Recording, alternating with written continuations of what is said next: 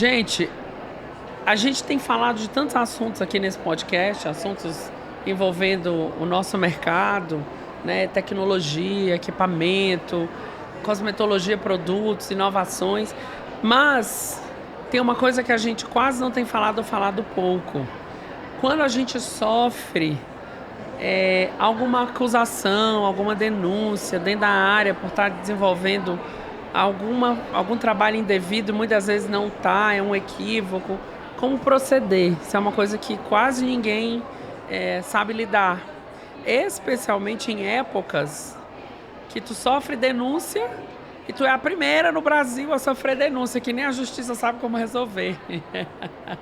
Isso foi o caso da Anelissa Hakimi, que é uma grande profissional e sofreu uma denúncia que não condiz com o trabalho dela. E ela está aqui para falar disso, que eu vou perguntar, obviamente, que eu não vou deixar passar, porque eu quero que o exemplo dela sirva de exemplo para vocês. Eu quero que ela mostre os caminhos que ela teve que tomar para se defender e provar que aquilo não era aquilo, né? Então, está aqui comigo a Anelissa Hakimi, esteticista, já há 20 anos de mercado. Bem-vinda ao podcast da TV Negócio Estética. É um Anelissa. prazer estar aqui, estou muito feliz. Antes da gente começar a bater o papo, o nosso ritual aqui é o seguinte: o presente, pela tua participação, eu te dou antes, porque tu vai utilizar durante a entrevista. Então, já hidrata a voz. Já hidrata a voz, já hidrata o corpo para responder tudo que eu preciso saber. Primeiro me fala... Brinde. Tchim. Primeiro me fala sobre o prêmio Excelência Profissional, que é o mesmo Excelência Acadêmica, que é feito dentro dos congressos do Estética In. Isso mesmo. E aqui no Estética em São Paulo, tu estava participando da banca avaliadora, certo? Sim, estou participando. Como foi? Participo já há alguns anos e cada ano a gente percebe que os profissionais estão mais interessados, né? E tivemos 8 finalistas e desses 8, hoje a gente vai premiar os 3 primeiros e o primeiro, que é o melhor, ganha 30 minutos para palestrar no Congresso de 2026. E aí o que ele palestra sobre o trabalho que ele apresentou para vocês. Exatamente. Então é uma oportunidade de se apresentar, né, das pessoas saberem do trabalho, que é maravilhoso. E como faz para participar? Aproveita e já faz aqui, o congressista, ele vai se inscrever para esse projeto, faz um projeto escrito sobre o que ele trabalha, o que ele tem resultados e apresenta pra gente. E aí é muito simples. E a equipe escolhe. Olha, gente, a oportunidade. Maravilhosa. E esse prêmio, ele acontece em todos os eventos do Estética In, né? Todos os eventos do Estética In. Em Nordeste, Sul, em Rio e em São Paulo. Então, gente, fiquem ligados aí nos próximos congressos. Já vem agora junho, de 28 a 30, Estética em Rio. Entra no site, nas redes sociais, que todas as informações estão lá. Exato. Eu vou te ver lá? Com certeza. Tá bom. Nossa segunda pauta é uma pauta bem tensa. Preocupante, tensa, denúncia, né? Tu foi a primeira esteticista no Brasil a receber denúncia do Conselho Federal de Medicina de São Paulo. Exato. Por estar atuando indevidamente com algo que todo mundo faz, inclusive o esteticista. Exato. Primeiro me fala, quanto tempo tem essa denúncia? Foi em 2022. 22. Isso. E só foi resolver em março do ano passado. Do ano passado. Explica o que aconteceu, como foi.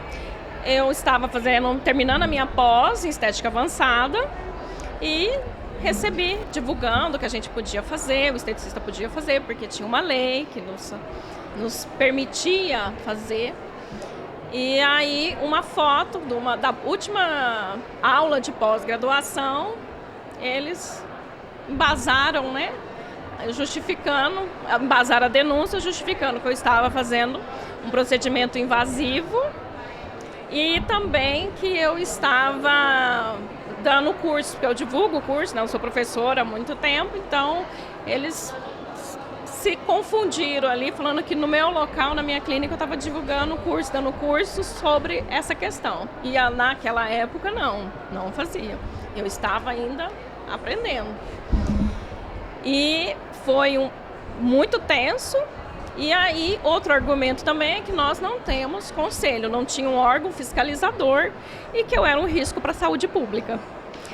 Ou seja, um ósculo fiscalizador que fiscaliza o teu trabalho. Exato, que é o que falta para o esteticista, o conselho, né? Para saber se tu está desenvolvendo as suas atividades de forma legal, correta. Forma legal, se quem realmente está atuando é um profissional esteticista, porque hoje a gente sabe que a maioria as coisas absurdas que acontecem, eles falam que são esteticistas e não são. Às vezes alguém que fez um curso de extensão e não tem uma formação superior ou técnica. Exatamente. E hoje a gente percebe até que as manchetes saem como falso esteticista. Porque antes já falava esteticista, agora já está vindo como falso esteticista.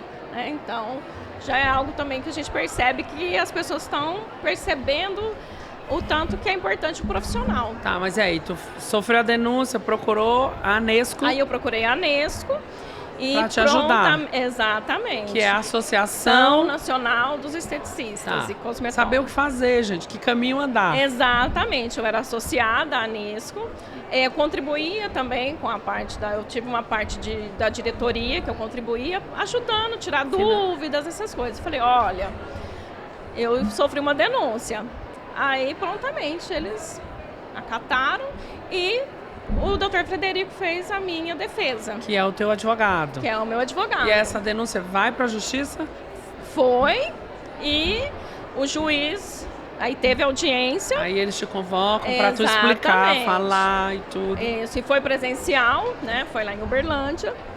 E nós tivemos que argumentar que nós tínhamos, apesar de não ter conselho, nós tínhamos uma associação, né? Uma associação que podia, lógico que não substitui um conselho, mas não é tão desorganizado assim, né? Então tem uma organização. Argumentamos também que eu tinha como atuar, porque além de ser graduada, eu tinha pós-graduação, tinha cursos específicos sobre aquela área. Então, eu tive que comprovar a perícia, que isso é uma coisa importante para falar, porque às vezes o esteticista, o técnico estão fazendo cursos aleatórios e isso não comprova a perícia. Né? Eu comprovar a perícia, eu tenho que mostrar certificados que são reconhecidos, enfim, eu tenho que realmente entender. E outro fator é que, como eles falam, eles justificaram, embasaram, né, a denúncia em ações que eles ganharam de outras categorias. Então, o que eles ganharam do farmacêutico esteta, porque derrubaram uma resolução. A gente também, no biomédico, lá estavam os argumentos das ações que eles ganharam. Sim. A gente não tinha nenhuma. Né? Não tinha nenhum argumento sobre isso. Alguém ganhou e tal. Ou seja, mais difícil de gerar argumentos convincentes. Né? Então, por isso que eu até entrei para biomedicina, por conta do conselho. Eu falei, eu não sei o que o juiz vai resolver, né? E aí eu comecei a fazer a biomedicina por conta de ter o conselho, caso ele definisse que eu não poderia atuar com os injetáveis, né? Injetáveis e não invasivos. E a gente argumentou sobre essa questão, e aí não teve como ele não entender que a lei do esteticista pode ter essa forma de trabalho, porque a gente não está fazendo nada de acordo com o ato médico, porque a gente não pode fazer a estética médica, né?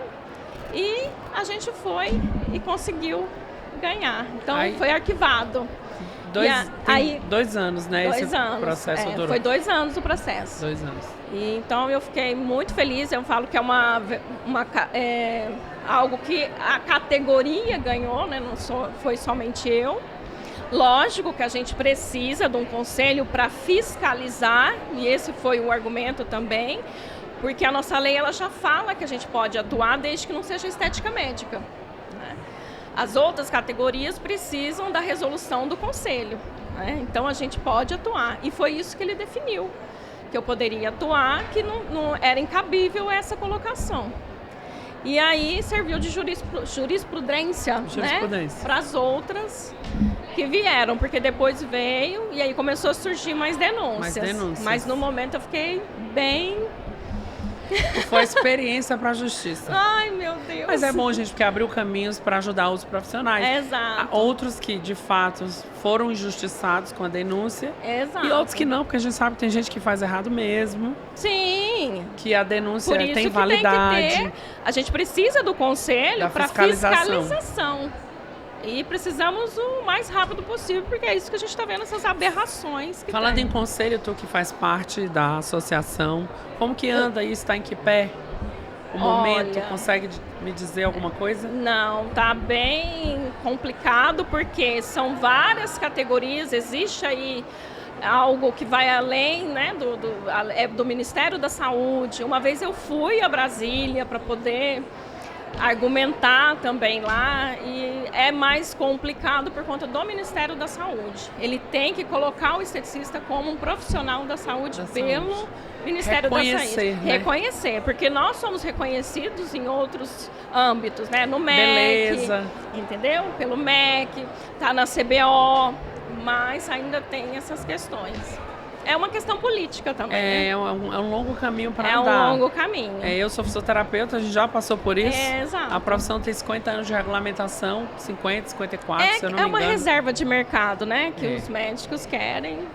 Então isso demora de fato. Tem que haver um interesse público, político, tem que haver um profissional da estética político para ajudar nisso. Que eu acho bem interessante o que a Ana Cláudia faz. Todo o congresso, agora ela está fazendo, colocando essa pauta, né? Encontrando os professores, vendo o que a gente pode fazer para melhorar, porque vamos ter que resolver essa questão o quanto antes. Anelissa, muito obrigado. Eu que agradeço. Eu encerro o podcast aqui, pega na mão do meu entrevistado, trocando energia, te agradecendo pela essa entrevista, te agradecendo por essa experiência, por ser uma experiência que a gente precisa ouvir. Né? Antes de acabar, só me diz uma coisa, que conselho tu daria aqui, ó, para esses profissionais esteticistas, vai falar para o esteticista, para evitar sofrer problemas como esse? Está regularizado, o seu estabelecimento tem que estar regularizado, tem que estar de acordo com as normas da segurança sanitária e precisa comprovar que realmente está capacitado para fazer. Porque é verdade que na graduação, ainda há graduações, a maioria não tem a questão dos injetáveis e isso é um erro. Mas a gente faz uma especialização, a gente precisa comprovar essa perícia. Então, essa é a minha sugestão para se graduar, para fazer uma pós, né, e estar de acordo com a vigilância sanitária. Olha aí, gente. Sigam as dicas da Anelissa para não fazer errado e não ter problemas, evitar problemas. Evitar problemas. É isso aí. Obrigado, viu? Sucesso mais e mais. Eu que agradeço. Tchau, tchau.